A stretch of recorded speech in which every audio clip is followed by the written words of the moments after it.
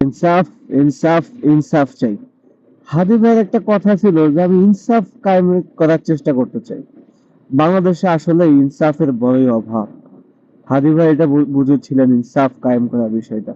উনি ওনার লড়াইটা ইনসাফ কায়েম করার জন্যই করতে চাচ্ছিলেন। উনি এমনও কথা বলছেন যে আমি আমার শত্রু আমি আমার শত্রুর জন্য ইনসাফ চাই। উনি এইভাবে বাংলাদেশের বুকে ইনসাফ কায়েম করতে চাচ্ছিলেন। ইনসাফ জিনিসটা আসলেই বাংলাদেশে খুবই দরকার। আপনারা এটা ভালো বলতে পারবেন যে ইনসাফটা কেমন দরকার।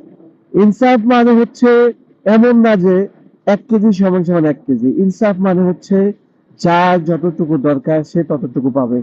ইনসাফ কায়েম করার জন্য হাদি ভাই তার জীবন উৎসর্গ করেছেন।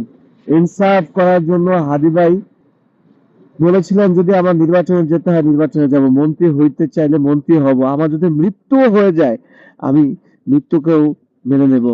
ইনসাফ দরকার, তবু বাংলাদেশে ইনসাফ দরকার। ইনসাফ তুমি কত দূর?